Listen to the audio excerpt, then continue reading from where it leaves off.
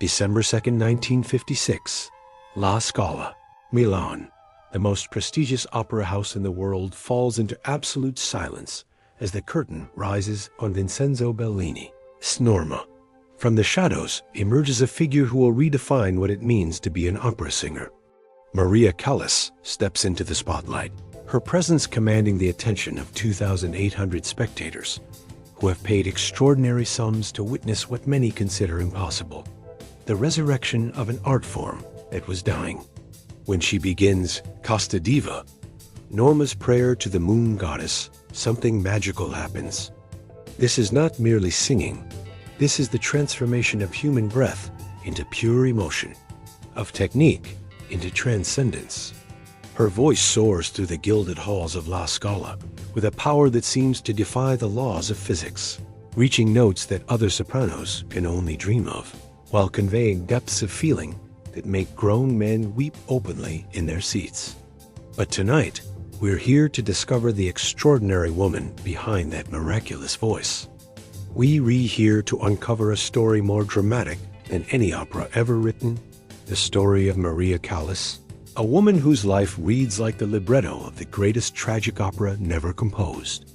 From the bomb shelters of Nazi-occupied Athens to the glittering stages of the world's most exclusive opera houses, from passionate love affairs that scandalized international society to vocal battles that divided the music world into warring camps, Maria Callas lived every moment with the intensity of the character she portrayed. She was La Divina, the Divine One. But she was also a refugee child who sang arias while air raid sirens wailed overhead, a teenager who practiced vocal exercises while German soldiers marched through the streets below her window, and a woman who ultimately sacrificed everything: love, happiness, even her legendary voice itself, in pursuit of artistic perfection that bordered on the impossible. Her story intertwines with the greatest upheavals of the 20th century, the devastation of World War II, the golden age of Italian opera, the birth of international celebrity culture, and ultimately, the terrible price that genius demands from those who possess it. She sang through wars and revolutions, through the collapse of empires and the rise of new world orders, through personal tragedies that would have destroyed lesser spirits. Tonight we follow Maria Callas on her incredible journey from Maria Anna Cecilia Sophia Kalogeropoulos, the awkward daughter of Greek immigrants living in a New York tenement, to the most famous and controversial opera singer who ever lived. This is the story of how raw talent, when combined with iron determination and an almost supernatural work ethic, can achieve something that approaches the divine. But it's also a cautionary tale about the cost of greatness and why the woman who made the world cry with joy spent her final years crying alone. December 2nd, 1923, in a charity hospital on Manhattan's Lower East Side, a baby girl enters the world who will one day make the entire world stop and listen. Maria Anna Cecilia Sophia Kalogeropoulos is born to parents who embody the American immigrant dream and its accompanying nightmare. Her father, George Kalogeropoulos, had arrived in the United States with nothing but hope and a willingness to work 18-hour days in any job that would have him. Her mother, Evangelia Dimitriadou, had come from Greece carrying frustrated dreams of musical stardom that would soon become her daughter's burden. The Kalogeropoulos household in Washington Heights was a powder keg of unfulfilled ambitions and crushing financial pressure. George worked as a pharmacist by day and took on additional jobs at night, desperately trying to provide for his growing family. Maria was the youngest of 3 children, but no amount of work seemed sufficient for Evangelia, who had once dreamed of becoming a concert pianist before marriage and motherhood derailed her aspirations. From the moment Maria could speak, Evangelia recognized something extraordinary in her youngest daughter's voice. When 3-year-old Maria hummed along to the radio, the sound was different, richer, more controlled, somehow more musical than any child should be capable of producing. Instead of being charmed by this natural gift, Evangelia saw opportunity. She began Maria's musical training immediately, with a ruthlessness that would have impressed a military drill sergeant. Piano lessons began at age 4, voice lessons at 5. While other children played with dolls and toys, Maria practiced scales and arpeggios. Evangelia was relentless in her pursuit of her daughter's perfection, often locking Maria in the family's cramped living room until she could perform a piece flawlessly. Food became a reward system. Dinner was earned through musical achievement. Love, warmth, and maternal affection were dispensed only when Maria met increasingly impossible standards.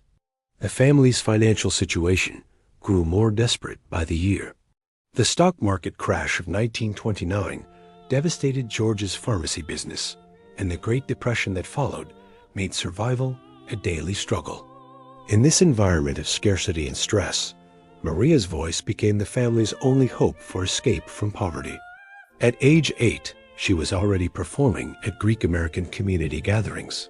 Her powerful voice startling audiences who expected typical children's entertainment. But Evangelia's ambitions extended far beyond church basement concerts. She dreamed of European training, of conservatories that could properly develop Maria's extraordinary gift. When local teachers told her that Maria had already surpassed what they could offer, Evangelia made a decision that would change the course of music history. In 1937, she would take 13-year-old Maria to Greece, a country the girl had never seen, where she would be enrolled in one of Europe's finest conservatories. George opposed the plan, recognizing that it meant the destruction of their already fragile marriage, but Evangelia's determination was absolute. She saw Maria's voice as their ticket to the life she had always believed she deserved. On a humid summer day in 1937, Maria Callas stood on the deck of a steamship, watching the Statue of Liberty disappear into the haze behind them. The chubby, awkward teenager with the miraculous voice had no idea she was sailing toward a country that would soon be consumed by the flames of World War, or that her musical education would take place against the backdrop of one of history's darkest chapters. All she knew was that her American childhood was over, and the most demanding years of her life were about to begin. Athens, September 1937. The city that invented democracy, philosophy, and theater welcomes an awkward American teenager who speaks broken Greek and carries dreams larger than the Parthenon itself. Maria enrolls at the Athens Conservatoire under the legendary Elvira de Hidalgo, a Spanish soprano who had once shared stages with the greatest voices of the early 20th century. Neither teacher nor student could imagine that their lessons would soon be conducted to the soundtrack of air raid sirens and artillery fire. The Athens that Maria discovered was a city caught between its glorious ancient past and an uncertain modern future. The neoclassical buildings seemed to whisper of bygone greatness, while the bustling cafes and theaters suggested a cultural renaissance in progress. Maria threw herself into her studies with characteristic intensity, practicing 4 to 6 hours daily, learning Italian and French, and discovering the vast repertoire of opera that would define her career. Then came April 27, 1941. German paratroopers descended from the skies over Greece like a plague of locusts, and within 3 weeks, the swastika flew over the Acropolis. The Nazi occupation of Greece would prove to be one of the most brutal in occupied Europe. By winter, the statistics told a horrifying story. Over 300,000 Athenians would die of starvation during the first 2 years of occupation. The German army systematically stripped the country of food, fuel, and hope, leaving the population to survive on grass soup, boiled shoe leather, and whatever scraps they could find in garbage bins. For 17-year-old Maria Callas, she had already begun using the shortened version of her surname. The occupation meant that her musical education would continue against a backdrop of unprecedented horror. The Athens Conservatoire remained open, but under strict German supervision. All performances required approval from Nazi cultural authorities, and the repertoire was carefully censored to exclude works by Jewish composers or pieces deemed politically unsuitable. Maria's living conditions during the occupation reveal the extraordinary determination that would later carry her to international stardom. She lived with her mother and sister in a series of increasingly shabby apartments as their financial situation deteriorated. Her mother, desperate for survival, pressured Maria to go out with various men, mainly Italian and German soldiers, to bring home money and food. This created a moral dilemma that would haunt Maria for the rest of her life, torn between her artistic ambitions and the survival of her family. At age 18, Maria made her professional operatic debut as Tosca in August 1942, performing in a theater where the audience included German officers alongside Greek civilians. The choice of Tosca was grimly appropriate. Puccini as opera tells the story of an artist caught between love and political terror, forced to sing for her life under the threat of violence. For Maria, this wasn't just a role, it was her reality. The physical conditions of her training were almost impossible to believe. She would walk miles through military checkpoints to reach the conservatory because public transportation was reserved for German forces. She practiced in unheated rooms while wearing multiple coats, her breath visible in the freezing air as she worked through the most demanding arias in the repertoire. During air raids, she and her fellow students would crowd into basement shelters, humming scales to keep their voices warm and ready. Elvira de Hidalgo later recalled that Maria's dedication during these years bordered on the supernatural. While other students made excuses about the impossible conditions, Maria simply adapted. She learned to sing through the sound of artillery fire, to maintain perfect pitch while explosions rattled the windows, to project her voice in theaters where the audiences were as likely to flee for bomb shelters as to applaud. The moral complexity of performing for enemy soldiers gave Maria what she later described as a choice between performing and prostitution. She chose to sing, but the experience left psychological scars that would influence her artistic interpretations for decades to come. When she later performed Tosca on the world's greatest stages, audiences sensed something authentic in her portrayal of terror and defiance, because she had lived those emotions as a teenager. The liberation of Athens in October 1944 found Maria fundamentally changed. The chubby American girl who had arrived 7 years earlier had been transformed by hunger, hardship, and an artistic education conducted under the most extreme circumstances imaginable. She had learned to sing through anything: fear, cold, hunger, and despair. More importantly, she had discovered that music could survive even in humanity's darkest moments.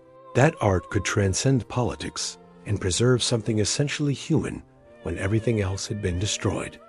When she finally left Athens in 1945, Maria carried with her not just advanced musical training, but something far more valuable: the knowledge that she could endure anything in pursuit of her art. The girl who had sung for German officers to survive would become the woman who commanded the respect of presidents and kings through the sheer power of her voice. September 1945. The SS Washington carries Maria Callas back to New York Harbor. But the woman who disembarks bears little resemblance to the confused 13-year-old who had left 8 years earlier. The war has carved away everything soft and uncertain, leaving behind a focused, disciplined artist with 8 years of Europe as finest musical training and the iron will of someone who has survived the unthinkable. New York in 1945 is celebrating victory, but for Maria, the real battle is just beginning. She immediately auditions for the Metropolitan Opera, carrying letters of recommendation from Elvira de Hidalgo that describe her as the most promising dramatic soprano of her generation. The audition is a disaster. Met management finds her voice too powerful, her stage presence too intense, her repertoire too European. They want refined, pretty American sopranos who won't challenge conservative audiences. Maria Callas is anything but safe. The rejection devastates her. After surviving Nazi occupation and 8 years of grueling training, she faces the humiliating prospect of failure in her homeland. She takes a job at a Manhattan music shop, selling sheet music to customers who have no idea they're being served by someone who would soon revolutionize opera. Bills pile up, confidence wavers, and for the first time since childhood, Maria considers abandoning her dreams. But Elvira de Hidalgo, watching from Spain, refuses to let her greatest student surrender. She floods European opera houses with letters describing Maria's extraordinary abilities. One letter reaches Giovanni Zenatello, the legendary Italian tenor turned impresario, who runs the Summer Opera Festival at Verona's ancient Roman arena. Zenatello had made his career singing opposite Enrico Caruso. He recognizes exceptional talent when he sees it. The cable arrives in June 1947. Can you sing Gioconda? Contract Verona Arena August. Reply immediately. Maria's hands shake as she reads it. Ponchielli's La Gioconda is one of opera's most demanding roles, requiring a voice that can handle both delicate lyricism and dramatic power. An actress who can convince audiences of the character's tragic sacrifice. Most sopranos spend years preparing for such a role. Maria has 3 weeks. She accepts immediately and embarks on the most intensive preparation of her career. 18 hours a day, she studies the score, memorizing not just her own part, but the entire orchestral arrangement. She researches the opera's historical context, analyzes every recording of previous interpreters, and works with coaches to perfect her Italian pronunciation and dramatic interpretation. August 2, 1947. The Arena di Verona, where gladiators once fought for their lives, becomes the stage where Maria Callas fights for artistic immortality.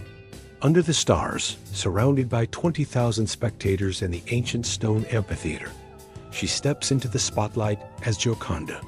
When she opens her mouth to sing Suicidio, the aria where the heartbroken woman contemplates death, something magical happens.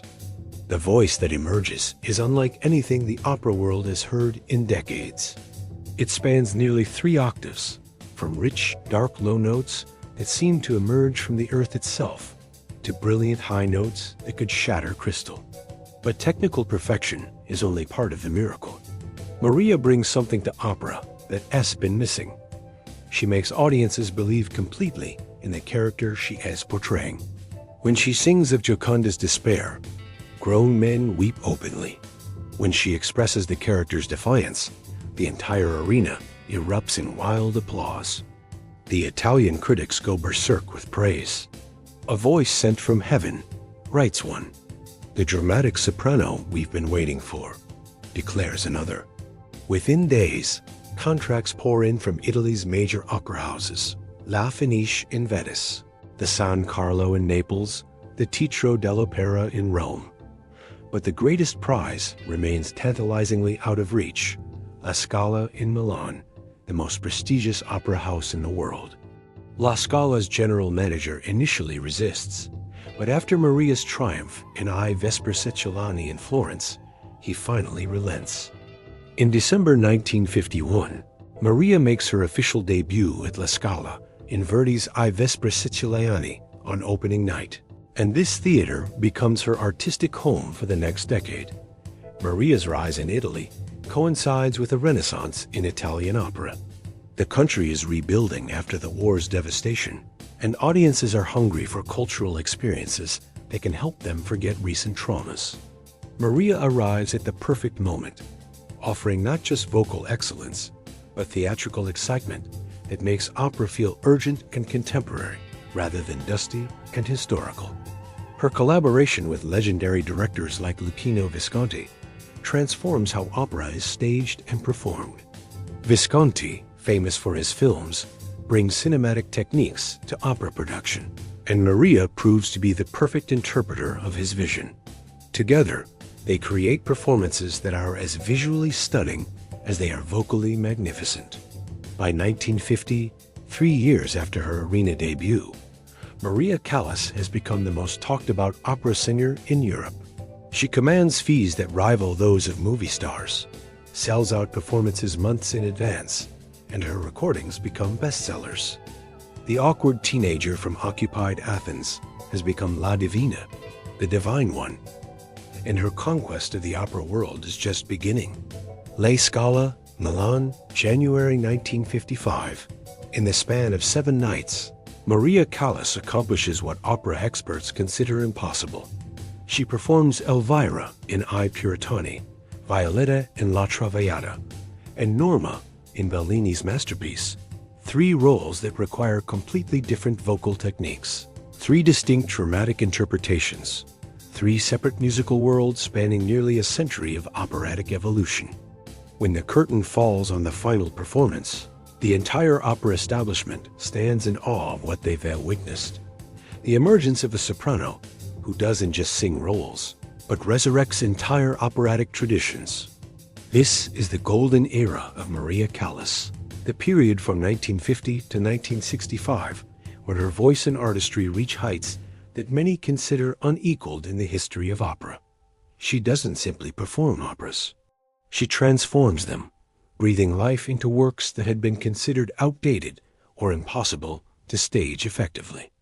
Her signature role becomes Violetta in Verdi's La Traviata, which she first sang in Florence on January 14, 1951, and would go on to perform 58 times between 1951 and 1958.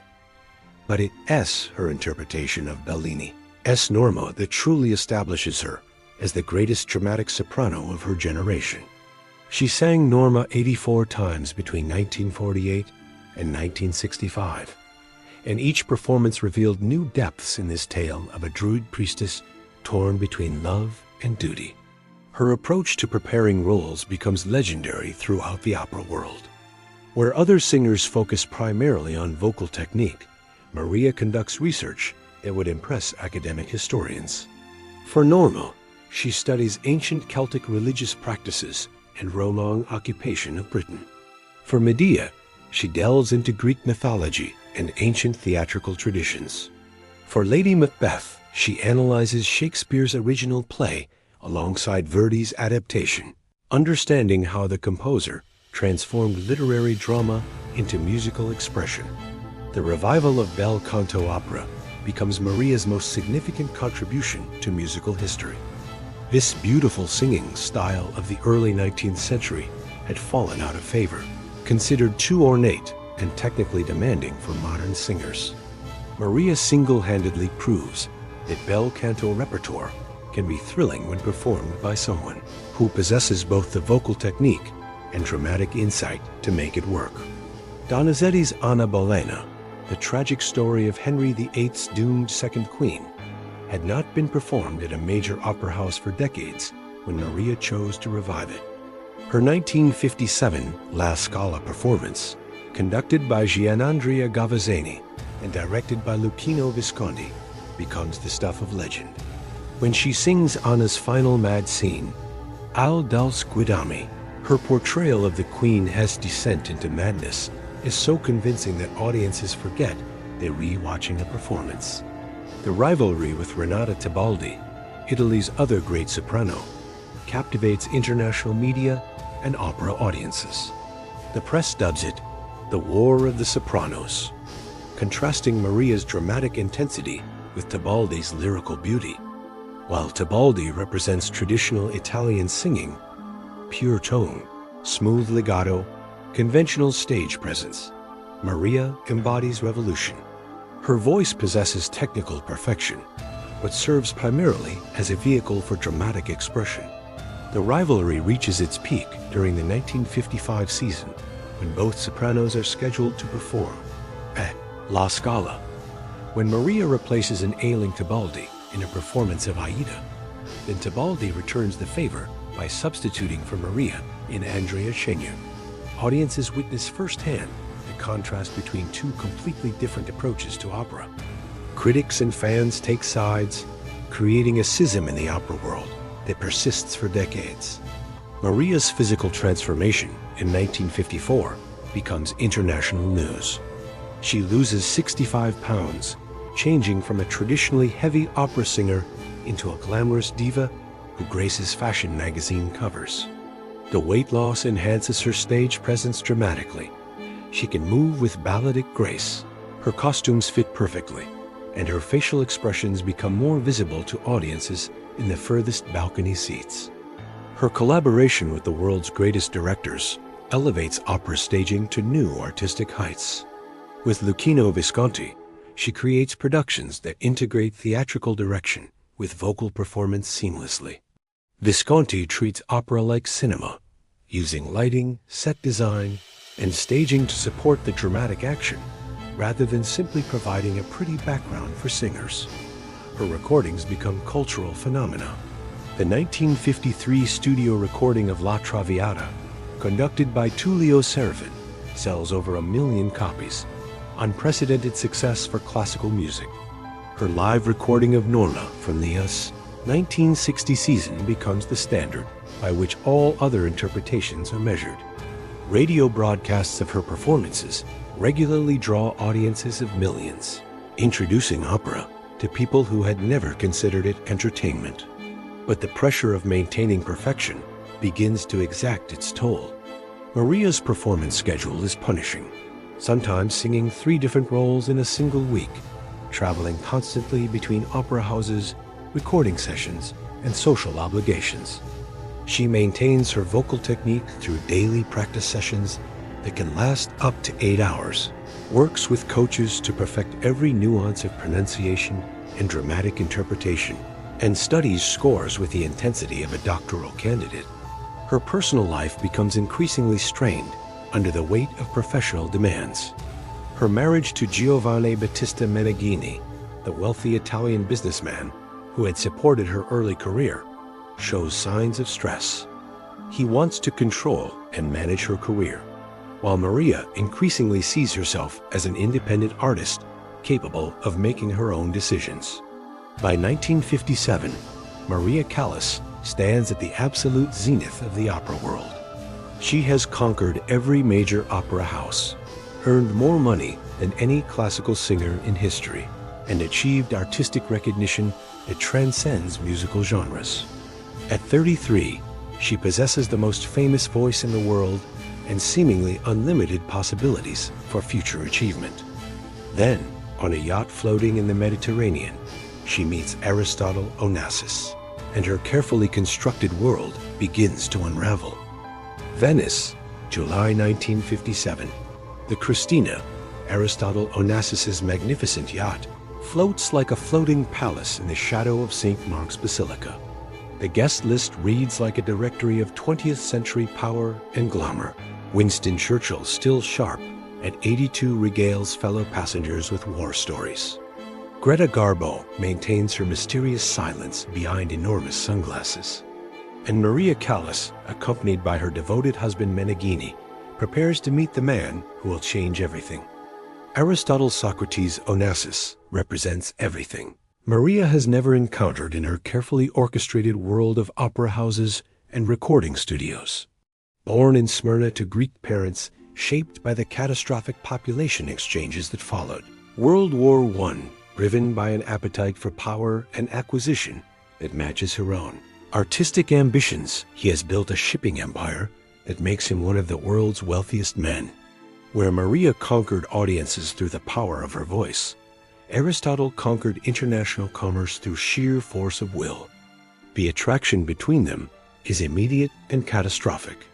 Maria, married for 9 stable but increasingly passionless years to Meneghini, finds herself drawn to this magnetic Greek who treats business negotiations like dramatic operas, full of strategy, conflict, and overwhelming emotional intensity. Aristotle, accustomed to purchasing whatever captures his interest, encounters in Maria the one thing money cannot buy: authentic artistic genius combined with a personal magnetism that rivals his own. Within weeks of their first meeting, their affair becomes the worst-kept secret in European high society. Paparazzi, still a relatively new phenomenon in 1957, follow their every movement. When Maria cancels performances at major opera houses to join Aristotle on extended cruises aboard the Christina, the opera world erupts in fury. La Scala management threatens to terminate her contracts.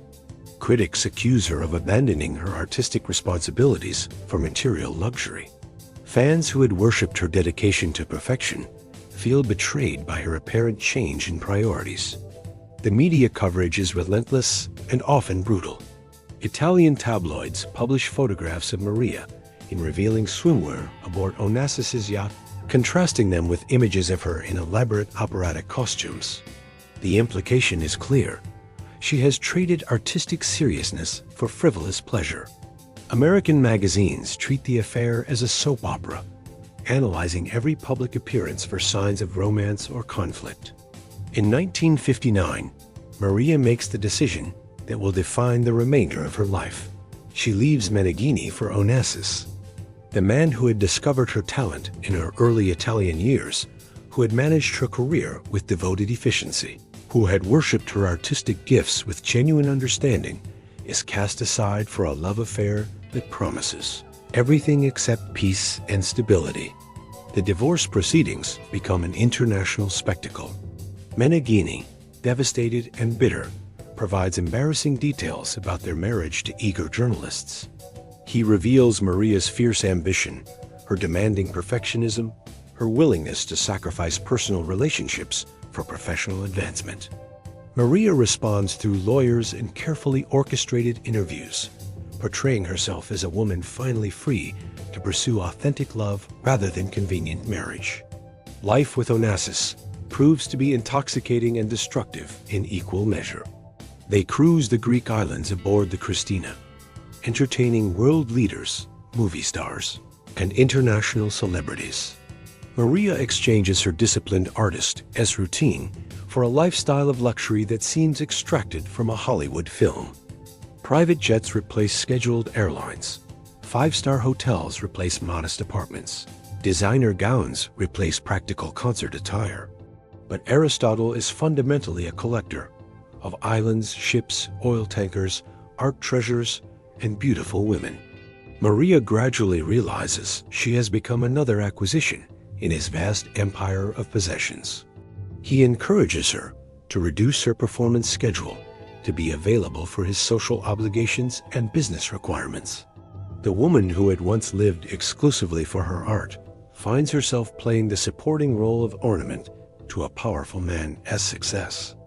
The cruel irony becomes increasingly apparent as Maria spends less time performing and more time as Onassis' glamorous companion.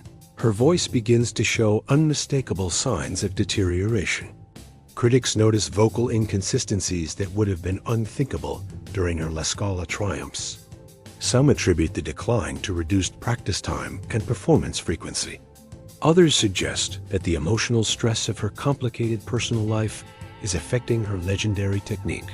Maria herself remains publicly defiant, insisting that her voice has never been more expressive or emotionally powerful. Then comes 1968 and the ultimate betrayal. Aristotle meets Jacqueline Kennedy, the former First Lady still grieving her husband's assassination 5 years earlier. The widow of President Kennedy represents something Maria can never compete with: historical significance, political connections, social respectability, and the kind of establishment credibility that money alone cannot purchase. The love triangle that develops reads like the libretto of a tragic opera. Aristotle courts Jackie while maintaining his relationship with Maria, playing the two women against each other with the calculating skill of a master strategist. The world's press treats it as the entertainment event of the decade, analyzing every photograph, every public appearance, every hint of drama between the three protagonists. October 20th, 1968. Aristotle Onassis marries Jacqueline Kennedy on his private Greek island of Scorpios. Maria Callas, the woman who had sacrificed marriage, career momentum, and artistic focus for love, learns about the wedding from newspaper headlines. The man who had promised her the world has chosen someone else, leaving her with nothing but memories of what might have been. Paris, October 1973, the Théâtre des Champs-Élysées, where Nijinsky once scandalized audiences with his revolutionary choreography, and Stravinsky premiered The Rite of Spring, prepares for what many believe will be Maria Callas' triumphant return to the stage. After 5 years of relative silence from major opera houses, La Divina has agreed to embark on a world concert tour with Giuseppe Di Stefano, her former partner from her greatest La Scala triumphs. Tickets sell out within hours across Europe, North America, and Asia.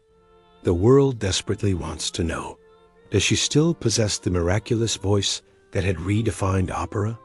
The answer proves to be both heartbreaking and magnificent. When Maria walks onto the stage in Paris, her presence remains as commanding as ever. At 50, she moves with the grace of a queen, her every gesture calculated for maximum dramatic impact. The audience of 2,000 rises as one, applauding for nearly 10 minutes before she sings a single note. But when she finally opens her mouth to begin Tosca's Vici d'arte, the painful truth becomes undeniable. The voice that had once seemed capable of anything now shows unmistakable signs of mortality. The decline had begun subtly in the early 1960s, even before the Onassis affair completely disrupted her life. Vocal experts have debated the causes endlessly, proposing theories that range from the purely physical to the deeply psychological. Some blame her dramatic weight loss in 1954, arguing that losing 65 pounds altered the physical structure that had supported her extraordinary vocal range. Others point to her punishing performance schedule during the 1950s, when she regularly sang roles that would challenge 3 different singers, often performing different operas on consecutive nights. Medical specialists offer more technical explanations. The sheer power of Maria's voice, its ability to fill the largest opera houses without amplification, to soar over full orchestras with ease, may have made it inherently unstable over time. Like a racing car engine designed for maximum performance, it was never engineered for decades of sustained use at full capacity. But these clinical analyses fail to capture what audiences actually experienced during these final performances. When Maria sang Casta Diva in Hamburg, her voice might wobble uncertainly on the highest notes, but the interpretation remained transcendent. She had learned something that pure vocal technique could never teach: how to convey an entire lifetime of experience, triumph and heartbreak through the simplest musical phrase. The critics proved merciless in their reviews. European newspapers that had once hailed her as the greatest soprano of the century now published headlines like "The Divine Voice Shows Mortal Flaws" and "Callas, the Tragic End of an Era." Every vocal imperfection was analyzed in excruciating detail. Every moment when her voice failed to meet the impossible standards she had established became front-page news. Maria's response to this cruel scrutiny revealed the inner steel that had always driven her ambitions. Instead of retreating quietly into retirement, she decided to share her accumulated knowledge with the next generation of singers. In 1971 and 1972, she conducted master classes at the Juilliard School in New York, working with young opera singers who had grown up listening to her legendary recordings. These master classes, fortunately preserved on film, show Maria at her most generous and insightful. She teaches not merely vocal technique, but the deeper mysteries of musical interpretation that had made her performances so compelling. When a student struggles with a phrase from La Traviata, Maria doesn't simply demonstrate the correct pitches. She explains Violetta's emotional journey through the entire opera, the social context of 19th century Parisian society, the specific ways that Verdi's musical choices reflect the character's psychological transformation from courtesan to genuine lover to tragic victim. The voice is nothing, she tells one frustrated young soprano. You are everything. Your experiences, your emotions, your understanding of life. These are what make art from mere sound. The technique serves the truth, never the reverse. Her final complete operatic performance takes place at London's Royal Opera House in July 1965, appropriately as Tosca, the same role that had launched her career at the Arena di Verona 18 years earlier. Despite vocal limitations that would have embarrassed lesser singers, the performance reminds everyone why Maria Callas had revolutionized opera. Her portrayal of the doomed artist Floria Tosca, caught between love and political terror, draws upon every experience from her own dramatic life. After the disastrous concert tour with Di Stefano finally ends in 1974, Maria retreats to her elegant Paris apartment overlooking the Seine. The woman who had once commanded audiences of 20,000 in ancient amphitheaters now spends her days in solitude, accompanied only by her two beloved poodles, Pixie and Dido, and an increasingly selective circle of old friends and devoted admirers. She fills her time studying scores of operas she will never perform again, planning comebacks that never materialize, and gradually withdrawing from the public eye that had defined her existence for 3 decades. Occasionally, she grants interviews to carefully chosen journalists, always maintaining the dignity and intelligence that had made her as compelling offstage as on. But these appearances become increasingly rare as the years pass. Even in decline, Maria Callas remains unmistakably herself. When young singers seek her guidance, she receives them with the graciousness of an empress, sharing insights earned through decades of triumph and tragedy. When old friends visit her Paris sanctuary, she entertains them with stories from her golden years, her eyes lighting up as she relives performances that had made history. The voice may be gone, but the spirit that had created La Divina continues to burn with undiminished intensity. September 16, 1977. Maria Callas dies alone in her Paris apartment at age 53, her body discovered by her faithful housekeeper Bruna Lupolai the following afternoon. The woman who had once commanded the attention of millions passes quietly, almost secretly, as if she were merely another resident of the exclusive 16th arrondissement rather than the most famous opera singer who ever lived. The irony is devastating. The artist who had lived her entire life in the public eye dies in complete solitude. But death cannot diminish what she accomplished, and within hours of the announcement, something extraordinary begins to happen worldwide. Record stores from New York to Tokyo report massive increases in classical music sales as people who have never owned an opera recording rush to purchase her albums. Radio stations across Europe and America abandon their regular programming to broadcast her performances continuously. The woman who had spent her final years in relative obscurity suddenly becomes more famous and more beloved than at any point during her lifetime. This phenomenon reveals the true measure of Maria Callas' cultural impact. She made opera accessible and emotionally relevant to people who thought they did and care about classical music. Her recordings continue to outsell those of contemporary opera singers 4 decades after her death, because they capture something that transcends musical genres or historical periods. They preserve the sound of complete emotional transformation, of a human being becoming pure feeling through the medium of her voice. Every major soprano of the past 45 years has been inevitably measured against the Callas standard. Montserrat Caballé, Joan Sutherland, Jessie Norman, Cecilia Bartoli, Anna Netrebko, all acknowledge her foundational influence on their own artistic development. They study her recordings not merely for vocal technique, but for interpretive insights that remain as revolutionary today as they were in the 1950s. Conservatory students worldwide analyze her performances to understand how technical perfection can serve dramatic truth rather than existing as an end in itself. Opera companies across the globe continue to program Callas tributes, Callas galas, and homage to La Divina, productions recognizing that her name still guarantees sold-out houses in an art form that struggles to maintain cultural relevance in the digital age. Major opera houses regularly stage revivals of productions she originated, using her recorded interpretations as the artistic blueprint that guides contemporary singers and directors. Her influence extends far beyond the boundaries of classical music into popular culture in ways that would have seemed impossible during her lifetime. Rock musicians like Freddie Mercury and Kate Bush studied her recordings to understand how the human voice could convey maximum emotional impact. Pop stars from Madonna to Lady Gaga have cited her as an inspiration for combining vocal artistry with theatrical performance and fashion innovation. Film composers routinely use excerpts from her recordings in movie soundtracks, knowing that a few bars of her voice can communicate tragedy, passion, or transcendence more effectively than pages of dialogue.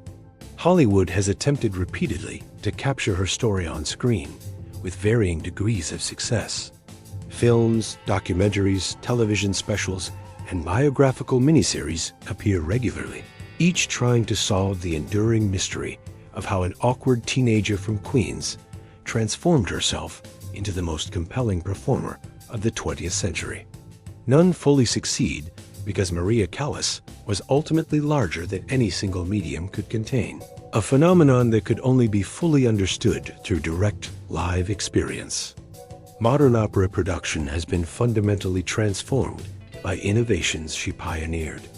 The integration of sophisticated dramatic performance with vocal excellence, the emphasis on historical research and authentic interpretation, the concept that opera singers must be complete artists rather than simply voices attached to bodies. These principles, revolutionary during her career, are now considered standard practice in professional opera. Perhaps most significantly, Maria Callas proved that classical music could be passionate, dangerous, and utterly contemporary. She demonstrated that opera wasn't a museum piece preserved for cultural elites, but a living art form capable of reflecting the complete spectrum of human experience. In an era when high culture and popular entertainment seemed to exist in completely separate worlds, she built bridges between them that remain sturdy today.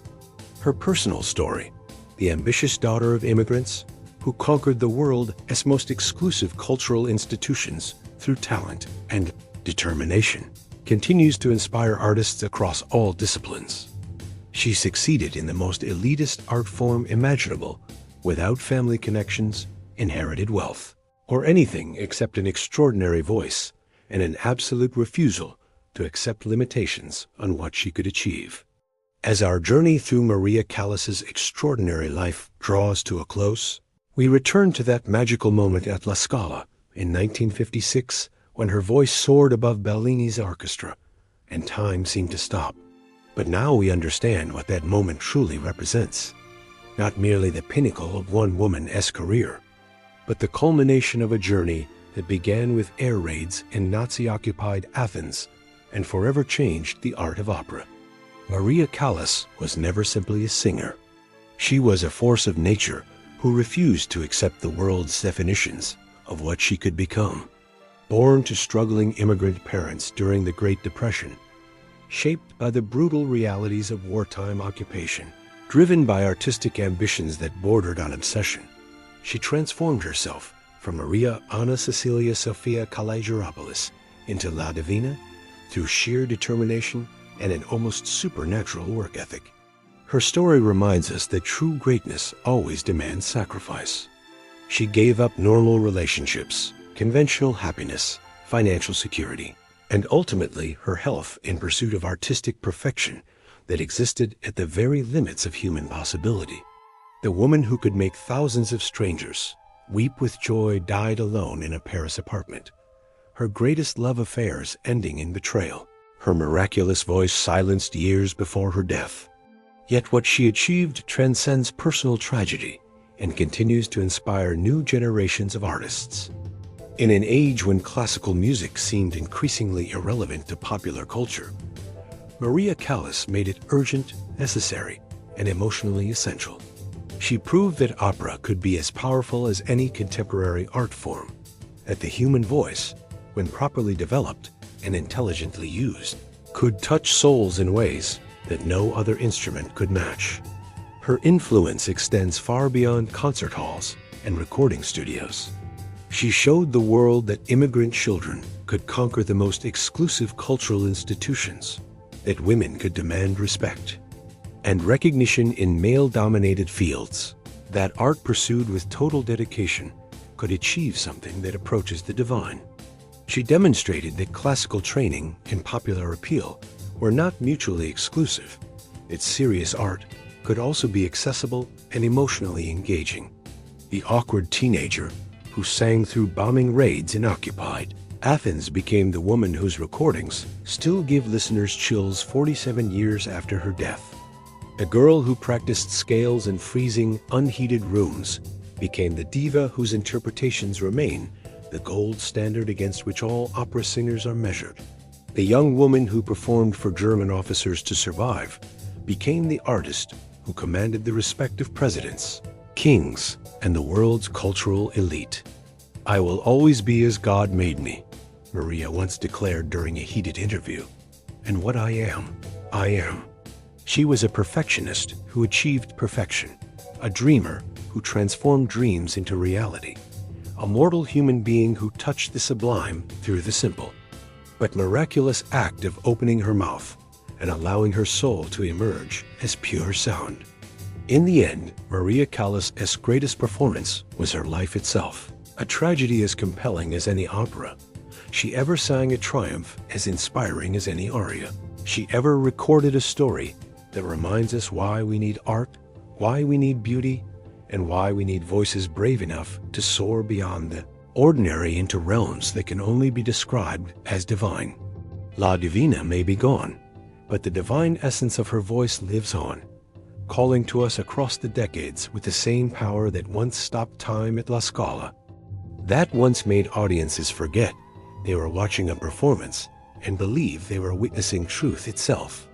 In a world that often seems to value the shallow and temporary, Maria Callas remains our proof that depth, passion, and absolute commitment to excellence still matter, still move us, still have the power to change lives. Her voice was indeed the voice of the century. But more than that, it was the voice of human possibility. Proof of what we can become when we refuse to accept anything less than our absolute best, when we pursue our dreams with unwavering dedication, and when we dare to risk everything in service of something greater than ourselves. The curtain falls on our story, but like all great art, the music never truly ends. It lives on in every young singer who chooses the difficult path of classical training, in every performance that prioritizes emotional truth over mere technical display, in every artist who believes that their work can make the world a more beautiful place.